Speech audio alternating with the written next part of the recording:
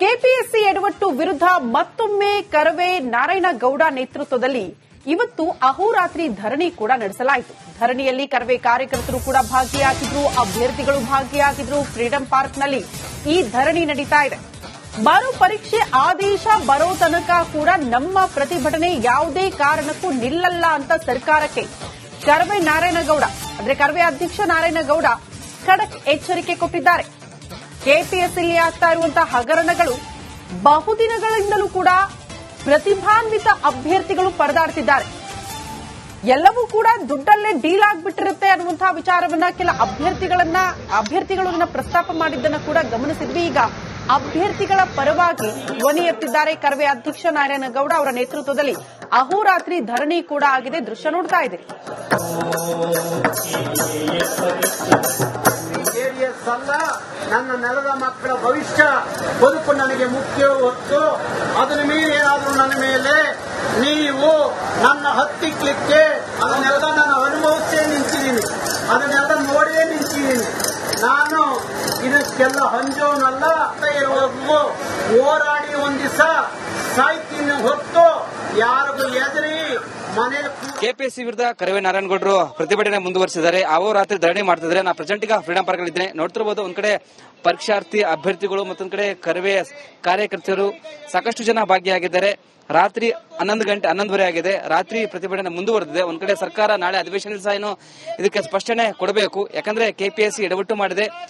2 ಬಾರಿ ಪರೀಕ್ಷೆಯಲ್ಲಿ ತಪ್ಪುಗಳು ಪ್ರಶ್ನೆಗಳನ್ನು ಕೇಳಿದ್ದಾರೆ. ಸುಮಾರು 60ಕ್ಕೂ ಹೆಚ್ಚು ತಪ್ಪುಗಳಾಗಿವೆ. ಹೀಗಾಗಿ ಕನ್ನಡ ಅಭ್ಯರ್ಥಿಗಳು, ಯಾಕಂದ್ರೆ ಕನ್ನಡಿಗರಿಗೆ ತುಂಬಾ ಅನ್ಯಾಯ ಆಗಿದೆ. ಹೀಗಾಗಿ ಮರುಪರೀಕ್ಷೆ ಮಾಡಲೇಬೇಕಂತ ಒಂದ್ ಕಡೆ ಒತ್ತಾಯ ಮಾಡ್ತಿದ್ದಾರೆ. ನೋಡ್ತಿರ್ಬೋದು ದೃಶ್ಯಗಳು ಸಹ ಸಾಕಷ್ಟು ಅಭ್ಯರ್ಥಿಗಳು ಮತ್ತೊಂದು ಕಡೆ ಕರವೇ ಕಾರ್ಯಕರ್ತರು ಒಂದ್ ಕಡೆ ಪ್ರತಿಭಟನೆಯಲ್ಲಿ ಭಾಗಿಯಾಗಿದ್ದಾರೆ. ರಾತ್ರಿ ಅನ್ನದೇ ಸರ್ಕಾರಕ್ಕೆ ಎಚ್ಚರಿಕೆ ಕೊಡುವ ಕೆಲಸಕ್ಕೆ ಮುಂದಾಗಿದ್ದಾರೆ. ಯಾಕಂದ್ರೆ ಈ ಹಿಂದೆ ಒಂದ್ ಕಡೆ ರಕ್ತದಲ್ಲಿ ಪತ್ರ ಬರೆದರು ಸಿಎಂ ಅವರಿಗೆ, ಆದ್ರೂ ಸ್ಪಂದನೆ ಇಲ್ಲ. ಒಂದೊಂದ್ ಕಡೆ ಕರವೇ ನಾರಾಯಣಗೌಡರು ಒಂದ್ ಕಡೆ ಸಿಎಂ ಅವ್ರನ್ನ ಭೇಟಿಯಾಗಿ ಸಹ ಒಂದ್ ಕಡೆ ಮನವಿ ಮಾಡಿದ್ರು, ಆದ್ರೂ ಸಿಎಂ ಅವರು ಯಾವುದೇ ರೀತಿಯ ಪ್ರತಿಕ್ರಿಯೆ ನೀಡಿಲ್ಲ. ಮತ್ತೊಂದು ಕಡೆ ಮುತ್ತಿಗೆ ಹಾಕಲು ಮುಂದಾದ್ರು, ಪ್ರತಿಭಟನೆ ಮಾಡಿದ್ರು, ಆದ್ರೂ ಸರ್ಕಾರ ಆಯ್ತು ಯಾವುದೇ ರೀತಿಯ ಕ್ರಮಕ್ಕೆ ಮುಂದಾಗಿಲ್ಲ. ಒಂದೊಂದು ಕಡೆ ಕೆಪಿಎಸ್ಸಿಯಲ್ಲಿ ಭ್ರಷ್ಟಾಚಾರ ಜೋರಾಗ್ತಿದೆ. ಅಲ್ಲಿನ ಅಧ್ಯಕ್ಷರು ಸಹ ಈ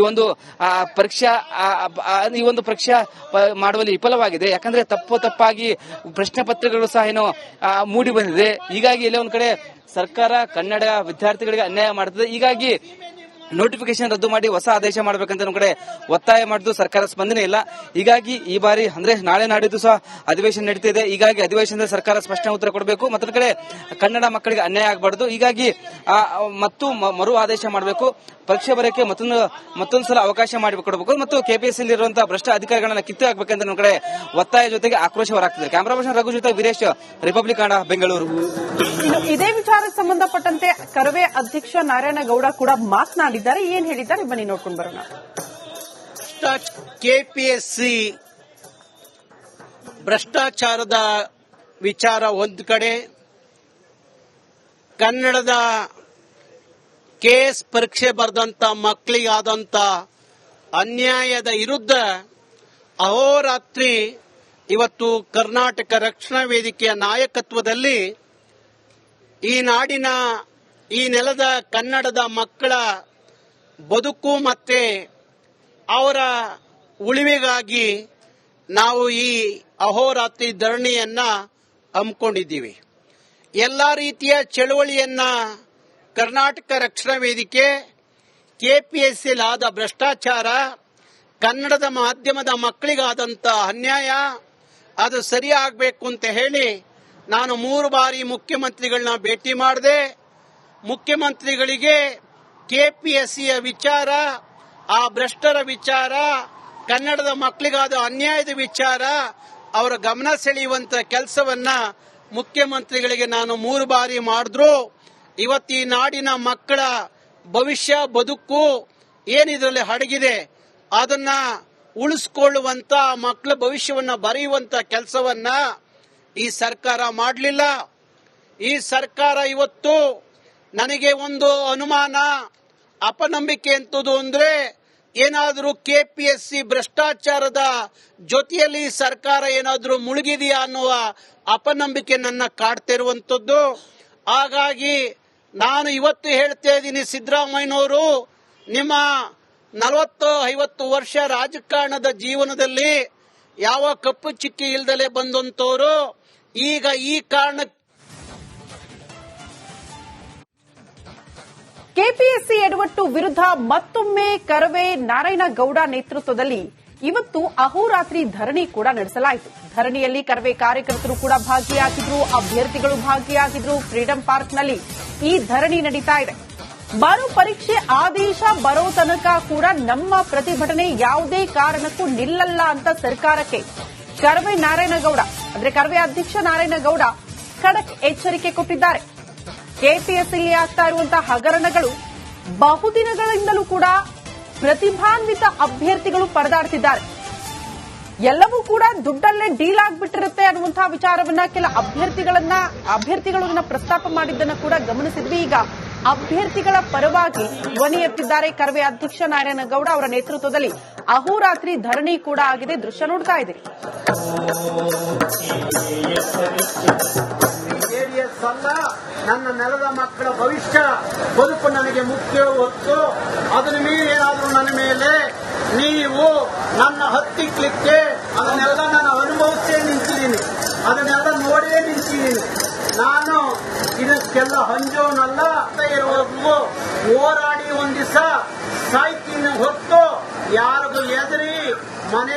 ಕೆಪಿಎಸ್ಸಿ ವಿರುದ್ಧ ಕರವೇ ನಾರಾಯಣಗೌಡರು ಪ್ರತಿಭಟನೆ ಮುಂದುವರಿಸಿದ್ದಾರೆ. ಅಹೋರಾತ್ರಿ ಧರಣಿ ಮಾಡ್ತಿದ್ದಾರೆ. ನಾ ಪ್ರೆಸೆಂಟ್ ಈಗ ಫ್ರೀಡಂ ಪಾರ್ಕ್ ಅಲ್ಲಿ ಇದ್ದೇನೆ. ನೋಡ್ತಿರಬಹುದು, ಒಂದ್ ಕಡೆ ಪರೀಕ್ಷಾರ್ಥಿ ಅಭ್ಯರ್ಥಿಗಳು ಮತ್ತೊಂದ್ ಕಡೆ ಕರವೇ ಕಾರ್ಯಕರ್ತರು ಸಾಕಷ್ಟು ಜನ ಭಾಗಿಯಾಗಿದ್ದಾರೆ.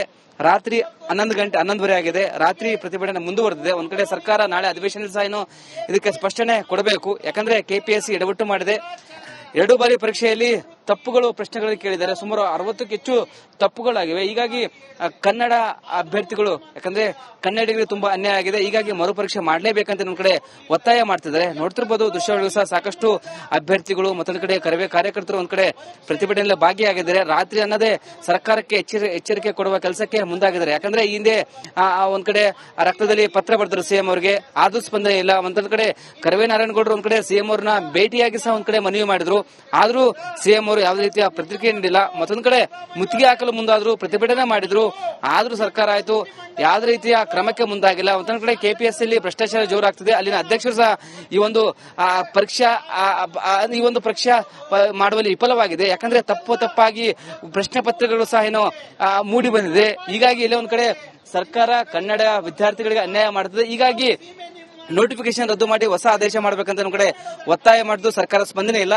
ಹೀಗಾಗಿ ಈ ಬಾರಿ ಅಂದ್ರೆ ನಾಳೆ ನಾಡಿದ್ದು ಸಹ ಅಧಿವೇಶನ ನಡೀತಿದೆ. ಹೀಗಾಗಿ ಅಧಿವೇಶನದ ಸರ್ಕಾರ ಸ್ಪಷ್ಟನೆ ಉತ್ತರ ಕೊಡಬೇಕು. ಮತ್ತೊಂದು ಕಡೆ ಕನ್ನಡ ಮಕ್ಕಳಿಗೆ ಅನ್ಯಾಯ ಆಗಬಾರದು. ಹೀಗಾಗಿ ಮರು ಆದೇಶ ಮಾಡಬೇಕು. ಪರೀಕ್ಷೆ ಬರೆಯಕ್ಕೆ ಮತ್ತೊಂದು ಸಲ ಅವಕಾಶ ಮಾಡಿಕೊಡಬೇಕು ಮತ್ತು ಕೆಪಿಎಸ್ಸಿ ಇರುವಂತಹ ಭ್ರಷ್ಟ ಅಧಿಕಾರಿಗಳನ್ನ ಕಿತ್ತು ಹಾಕಬೇಕಂತ ನಮ್ಮ ಕಡೆ ಒತ್ತಾಯ ಜೊತೆಗೆ ಆಕ್ರೋಶ ಹೊರಾಗ್ತಿದೆ. ಕ್ಯಾಮರಾ ಪರ್ಸನ್ ರಘು ಜೊತೆ ವೀರೇಶ್, ರಿಪಬ್ಲಿಕ್ ಕನ್ನಡ, ಬೆಂಗಳೂರು. ಇದೇ ವಿಚಾರಕ್ಕೆ ಸಂಬಂಧಪಟ್ಟಂತೆ ಕರವೇ